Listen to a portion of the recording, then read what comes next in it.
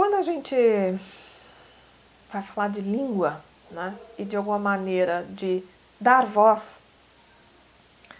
a diferentes formas de falar, a gente pode ter uma pergunta anterior que é falar assim, por que as pessoas falam diferente, né? Uma mesma língua? E aí existe uma língua, uma forma de falar que é a certa? Acho que a gente tem que pensar algumas coisas aí. E com isso a gente vai fazer uma relação com A Hora e a Vez do Augusto Matraga.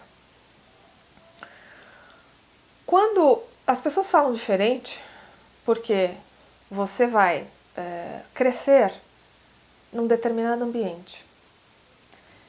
E ali você vai ter, especialmente num país como o nosso, você vai ter diferenças, você vai ter misturas, né? Misturas de falares, de pessoas que vêm de outros lugares, de outras regiões do país. Você vai ter... E aí vamos ter que pensar o seguinte, quer dizer, a língua, uma língua, ela é uma forma simbólica de lidar com a realidade.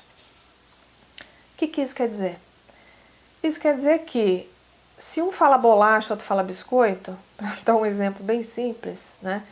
Se um fala bombeiro e o outro fala encanador, para uma mesma coisa, é porque naquela cultura, daquela região, foi se construindo que aquele jeito de falar, ou aquela palavra chamar uma determinada coisa, é assim naquele lugar. E isso acontece em qualquer língua. Quer dizer, não é só o português que tem tantas variedades, todas as línguas têm. No caso do Brasil, isso é mais gritante porque o Brasil é muito grande, porque o Brasil sofreu uma série de processos migratórios, porque a gente tinha uma série de tribos indígenas aqui, né, de cultura de povos indígenas no Brasil, do tempo de colonização para cá, que foram, enfim, inclusive, sofrendo um processo de dizimação muito grande. Nós temos a escravidão, que é um péssimo, talvez um dos períodos mais negros da nossa história, que trouxe como uma consequência não, né? Uma consequência, um fato positivo, quer dizer, trazer muito da língua, de diferenças de língua e hábitos africanos para o Brasil. Então a nossa língua, em cada lugar, em cada troca humana, né, em cada grupo de troca, a gente vai tendo falares diferentes. Falares que representam o modo de viver daqueles grupos, dentro daquele lugar, daquela região, enfim. Então, o Guimarães, de alguma forma, vai trazer essa representação para a sua obra. E isso traz também, claro, uma relação muito forte com a questão do espaço, da questão geográfica. No caso do Matraga, isso é extremamente forte, né? Quer dizer, a questão espacial ali, geográfica, ela é absolutamente intrínseca da narrativa.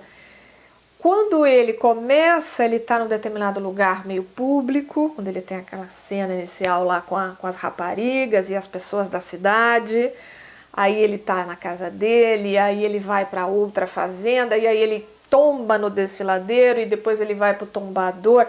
Para ir para o tombador, o recurso narrativo foi, eles vão nomeando os lugares pelos quais eles vão passando a pé, né? O rio tal, o beco tal, enfim, você vai tendo uma série de nomeações e aquilo vai marcando a passagem do tempo também. Então a mudança de espaço vai marcando a passagem de tempo, né? E aí ele vai, de alguma maneira, conhecendo outras pessoas, conversando com outras pessoas, e é nesse processo aí que essa língua vai existindo, que essa língua vai sendo construída. E ele tem uma questão com o espaço, o Matraga, que é muito... talvez seja uma questão assim que o move também. Quando ele pula do seu destino, que ele ia ser morto, é uma questão de espaço. Ele se joga num despenhadeiro. Ou seja, é um movimento físico no espaço, né? Quando ele vai para o tombador, é um processo também espacial de transformação, de mudança. Curioso que uma vez no tombador, você tem uma coisa ali meio climática, que vai trazendo, ele fala muito em trazer alguns insetos, algumas coisas ali, que é uma mudança no tempo.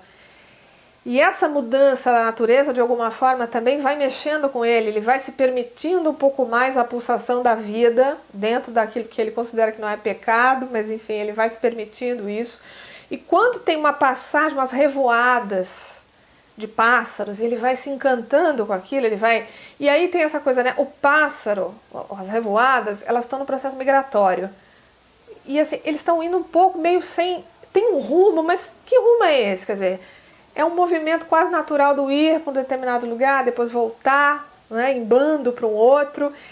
E isso também faz com que ele se movimente de novo. Quer dizer, ele vai buscar a sua redenção nesse movimento de ir para um outro lugar, que ele nem sabe onde é, ele está em movimento, e acaba encontrando seu destino nesse processo. Então, o quanto a personagem vai se movendo, né, vai se deslocando no espaço, e isso vai mostrando uma riqueza também, né? Assim, e não é só uma riqueza contextual, não é só que ele está passando por cenários diferentes. O espaço faz com que ele se transforme. Ele se transforma também pelo contato com o espaço. Talvez se a gente pensar o próprio corpo dele como um espaço, né, num sentido mais restrito, quando ele quase morre, ele passa por um processo longo de meses, assim, ele tem uma fratura exposta, a outra perna quebrada em 2 pontos, várias costelas, então assim, o corpo ali é um espaço assim de sofrimento, de alguma maneira parece que essa dor, essa lentidão dessa dor, esse processo de calvário, de uma certa forma que ele passa, é transformador para ele. Então a relação com a coisa do sentir o mundo, né, do espaço, é absolutamente espinha dorsal nesse texto.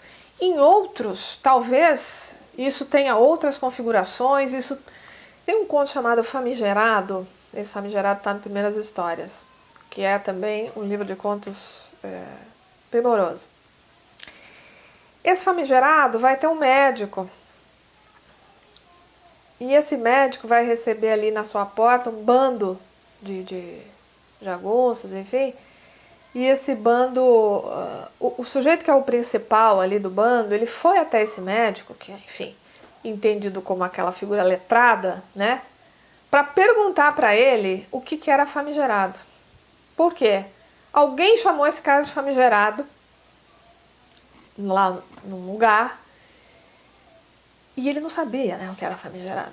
Então ele vai perguntar, porque assim, dependendo do que é famigerado, ele mata o sujeito. E ele não está querendo, na verdade.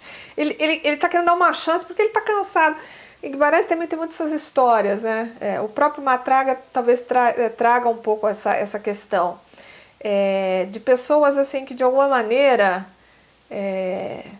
porque a gente vê muito assim, o assassino, o matador...